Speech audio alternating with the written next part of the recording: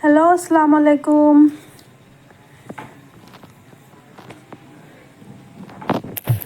Ma'am, nasi sudum naha mahigi ayuki chabagi blog se haurani. Naha mahidum megi chabagi video nida.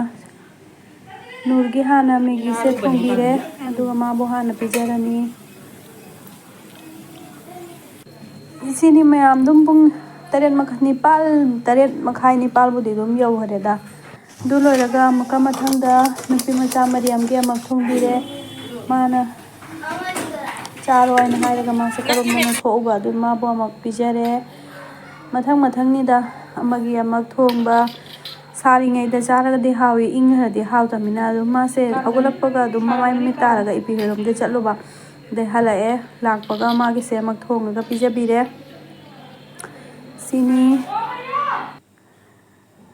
si loiraga makka harungina tal oina haure eikhoi tal chayaba adu talna hawbagi video di habaktareda eikhoi mehdi chadan loihare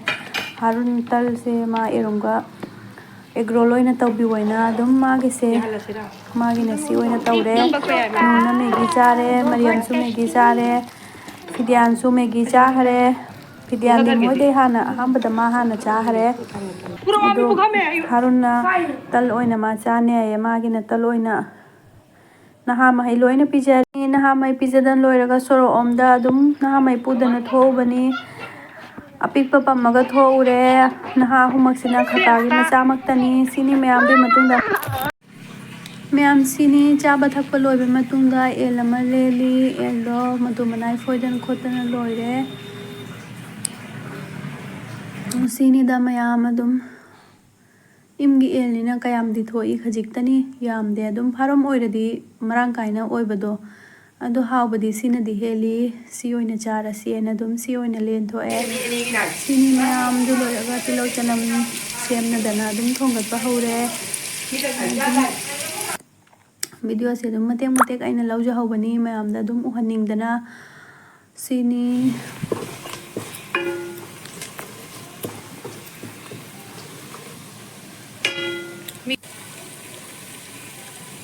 mayam naha mahisu dum chaning basu yawi chaning da basu yawi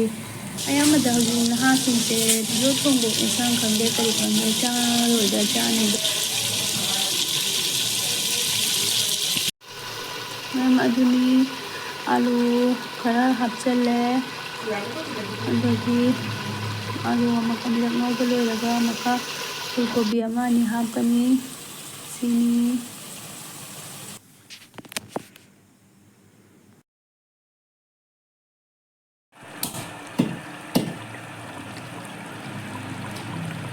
dum ensang su loirakadawreda thongbase dum kenom tawi mulaeba do cooker da kamhalgadabdo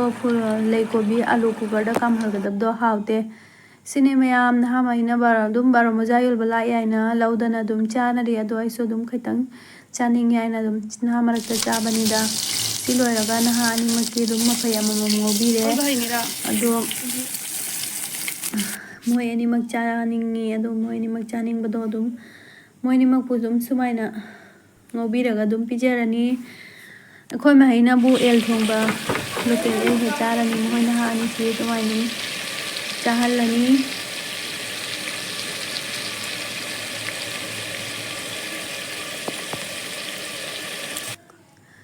sini thongbasu loire ngaubasu loiramina elgi mahiduga dum alu amamam hapiraga pijare moi animakpu simachi manaw animangni icheni machani ichaubi machani sina mamingna harun kawi amasibudi dum mayamsu khangi duni to mase video aina nambada mase ikairiba du engau haibise yade khara ikai galli naha mahise adum chawhibase khanghode phana piglian budi khanjaba do chahi se no dum mathang chahi khudingi dum chawkhalakpani na mase class 5 kare singirbon gini singirbon da eikhoi jawse singirbon da lohongbani ado singirbon da mem singirbon gini ado aigi nursidi dum be mathang dum ma de video se dum marak khudingi su nambani na ma budi kasu kali tawde duma sin an ha sidi ikai riba ini enga u habisu ma ikai gali ado chaba se su ꯏꯀꯥꯏꯗꯅ ꯑꯗꯨꯝ ꯇꯧꯋꯤ ꯑꯗꯣ ꯑꯩꯅ ꯏꯀꯥꯏ ꯅꯨ ꯆꯥꯊꯣꯛꯑꯣ ꯍꯥꯏꯅ ꯑꯗꯣ ꯃꯥ ꯆꯥꯕ ꯂꯣꯏꯔꯦ ꯅꯨꯔ ꯆꯥꯕ ꯂꯣꯏꯗ꯭ꯔꯤ ꯅꯨꯔꯕꯨ ꯉꯥꯏꯕꯤꯔꯤꯕ ꯁꯤꯅꯤ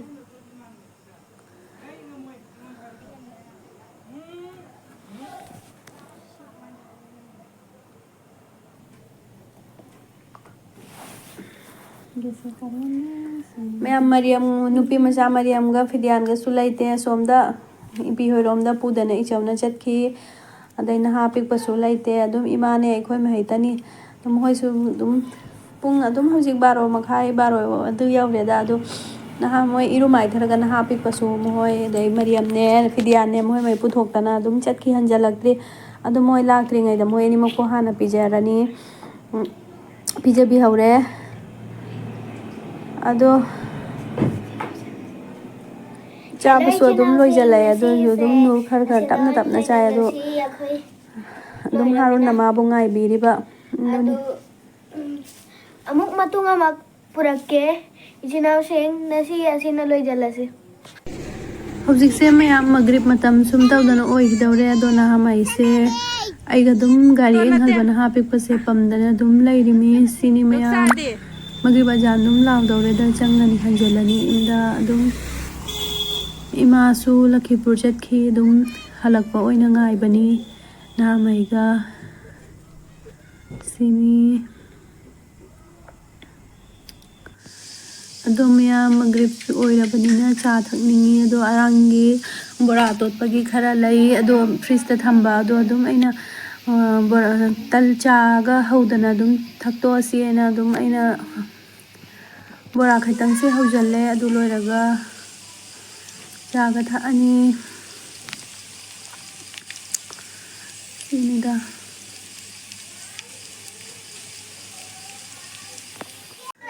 ꯃꯌꯥꯝ ꯁꯤꯅꯤ ꯆꯠꯂꯝꯗꯥꯏ ꯌꯧꯔꯦ ꯑꯩꯈꯣꯏ ꯐꯤ ꯁꯦꯠꯇꯅ ꯂꯣꯏꯔꯦ ꯑꯗꯣ ꯃꯥ ꯅꯍꯥ ꯄꯤꯛꯄꯁꯦ ꯄꯝꯃꯤ ꯅꯨꯔꯅ ꯑꯁꯤꯅꯤ ꯅꯨꯔꯅ ꯍꯥꯏꯔꯤꯕ ꯅꯍꯥ ꯄꯤꯛꯄꯁꯦ ꯃꯃꯥ ꯄꯨꯍꯜꯂꯁꯤ ꯍꯥꯏꯅ ꯍꯥꯏꯕ ꯍꯣꯏ ꯍꯣꯏ ꯄꯨꯔꯁꯤ ꯑꯗꯣ ꯃꯥ ꯍꯥꯏꯕ ꯃꯥ ꯄꯝꯗꯅ ꯄꯨꯕ ꯉꯝꯒꯅꯤ ꯍꯥꯏ ꯕꯦꯒꯇ ꯑꯗꯣ ꯑꯗꯨꯝ ꯄꯣꯅꯤꯡꯉꯥꯏꯒꯤꯗꯅ ꯑꯃ ꯄꯣꯁꯤꯜꯂꯦ ꯄꯝꯁꯤꯜꯂꯦ ꯑꯗꯨꯒ ꯃꯥ ꯍꯥꯏꯔꯤꯕ ꯄꯨꯍꯔꯁꯥꯏ ꯑꯩꯅ ꯀꯕꯥꯗꯤ ꯀꯝꯗꯧꯅꯤꯅ ꯍꯥꯏꯕ ꯁꯨꯃꯥꯏꯅ ꯇꯧꯔꯝꯃꯒ ꯃꯌꯥꯝ ꯑꯗꯨꯝ ꯑꯩꯈꯣꯏꯁꯦ ꯆꯠꯂꯦ ꯃꯥꯏ ꯄꯄꯥꯅ ꯂꯧꯕ ꯂꯥꯛꯑꯦ ꯑꯗꯨꯒ ꯑꯩꯈꯣꯏꯁꯦ ꯀꯥꯏꯗ ꯆꯠꯂꯤ ꯌꯦꯡꯉꯨ ꯃꯌꯥꯝ ꯌꯦꯡꯍꯟꯕꯤꯔꯛꯀꯦ ꯃꯌꯥꯝ ꯍꯧꯖꯤꯛꯁꯦ ꯄꯨꯡ ꯅꯨꯡꯊꯤꯟꯒꯤ 12ꯅꯤ ꯁꯥꯕ ꯃꯇꯝꯗꯨꯅꯦꯕ ꯑꯗꯣ ꯄꯨꯡ 10:30 ꯂꯣꯏꯖꯜꯂꯝꯃꯣ ꯍꯥꯏꯅ ꯍꯥꯏꯔꯒ ꯍꯧꯖꯤꯛ ꯐꯥꯎꯕꯁꯦ ꯌꯧꯔꯛꯇꯗꯅ ꯑꯗꯨꯝ 12 ꯌꯧꯈ꯭ꯔꯦ ꯃꯥꯁꯦ ꯁꯤꯜꯆꯔꯗꯒꯤ ꯂꯥꯛꯄꯅꯤ ꯑꯗꯨꯅꯦ ꯑꯩꯈꯣꯏꯅ ꯁꯄꯣꯔ ꯃꯣꯏꯅꯥꯗ ꯂꯩꯔꯦ ꯃꯥꯅ ꯁꯤꯜꯆꯔꯗ ꯑꯗꯣ ꯁꯤꯜꯆꯔꯗꯒꯤ ꯂꯥꯛꯑꯦ ꯑꯗꯨꯒ ꯑꯩꯈꯣꯏꯁꯦ ꯄꯛꯀꯥꯗ 6-7 ꯂꯩꯔꯝꯃꯅꯤ ꯁꯤꯅꯤ ꯃꯌꯥꯝ ꯑꯩꯈꯣꯏꯁꯦ ꯀꯥꯏꯗ ꯆꯠꯇꯧꯃꯣ ꯍꯥꯏꯕꯗ ꯏꯅꯦꯁꯦ ꯁꯤꯡꯒꯤꯔꯕꯣꯟꯗ ꯂꯩꯍꯔꯤ ꯃꯥꯏ ꯄꯌꯥꯏꯒꯤꯗ ꯑꯗꯣ ꯏꯅꯦꯁꯦ ꯂꯧꯕ ꯑꯣꯏꯅ ꯑꯩꯈꯣꯏ ꯆꯠꯂꯤꯃꯤ ꯑꯗꯣ ꯃꯥꯏ ꯄꯌꯥꯏꯁꯨ ꯃꯁꯥ ꯉꯝꯗꯦ ꯑꯗꯨ ꯑꯩꯈꯣꯏꯁꯦ ꯌꯦꯡꯕ ꯑꯣꯏꯅ ꯆꯠꯄꯅꯦꯕ ꯁꯤꯅꯤꯗ ꯁꯤꯅꯤ ꯑꯩꯈꯣꯏꯁꯦ ꯍꯤ ꯉꯥꯏꯕ ꯑꯣꯏꯅ ꯑꯗꯨꯝ ꯅꯍꯥꯃꯩꯒꯤ ꯚꯤꯗꯤꯑꯣꯁꯦ ꯑꯩ ꯑꯗꯨꯝ ꯂꯧꯕꯅꯤ ꯍꯤꯁꯨ ꯑꯗꯨꯝ ꯌꯧꯔꯛꯇꯧꯔꯦ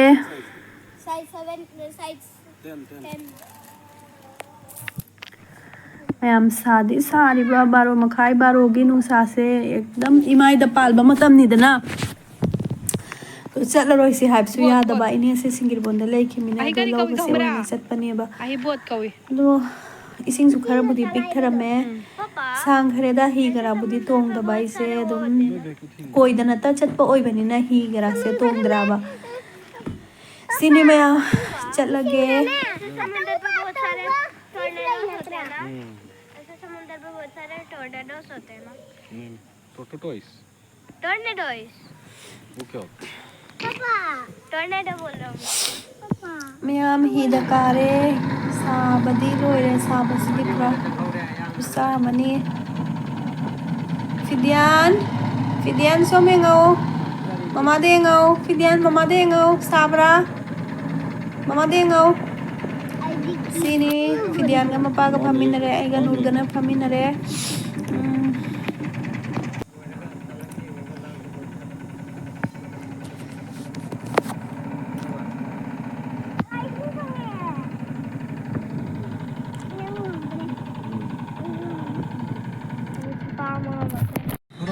मैम ऐखोई से नहा मैगा दुम तौनरिङैदा ममदन लोइहरे अलोइबिगी हि ओइना लांदन लाए